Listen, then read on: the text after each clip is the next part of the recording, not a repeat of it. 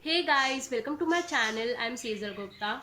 First of all, thank you so much everyone for your support till now. It's been around 3 weeks since I've started my channel and I've received a lot of love and a lot of support from you people. Thank you so much for that. Talking about today's video, a few days back I did a poll on my Instagram where I asked people to tell me which kind of video should I upload next on my channel, and in that poll I gave them two options. One was of poem recitation and the other was of open letter. Majority of the votes were given to the open letter, so here it is.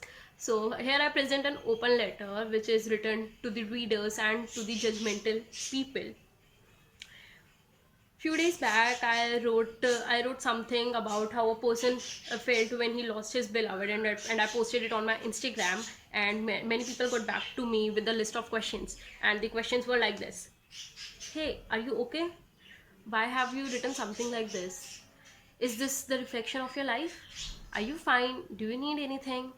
And few of them even sent me consoling messages too, and whatnot.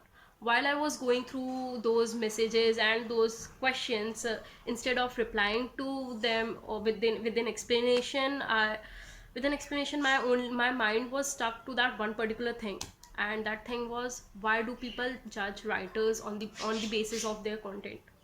Yeah, I write what I feel, but that doesn't always mean that my content is the reflection of my life.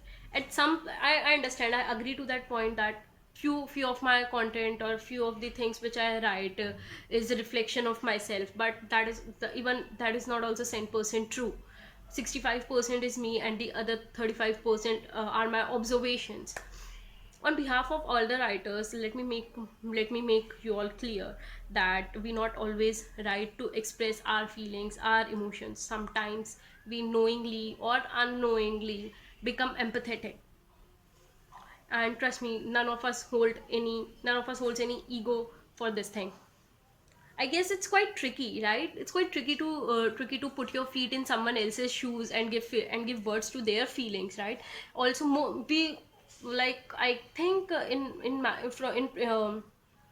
opinion, we all might have heard that it's really easy for you people to write. All you have to do is just take a diary or something and write down what are you feeling. Let me again make you clear here that it's not at all easy. It requires a lot of courage to write. Instead of knowing we know instead In spite of knowing that we will be judged on the type of things we are writing, but still we do this. That's not easy. It requires a lot of courage. In some way or the other, intentionally or unintentionally, we give life to your feelings. The one who writes about a happy love life doesn't mean that he or she is happy. The one who writes about depression might have gone through it, right? Also, there are few people who write about relationships, but that doesn't mean that person is having an amazing relationship with all the people he she is having in his or her life. I'm not stopping any one of you to criticize. Criticism done in a healthy manner is actually good, but don't judge, right? You should in fact, don't judge anyone, be it be any writer, be it be any artist or anyone. Don't judge them. So that was the complete motive of this open letter, honestly, to say that please don't judge anyone on the basis of their content. Also, I know that after watching this video, many of you will judge me on this, but honestly, I don't care about it now. I'm used to it now, so it doesn't bother me now. So this was all about it. Thank you so much for watching this video. I hope you like it. If you do, don't forget to like, comment, share and subscribe.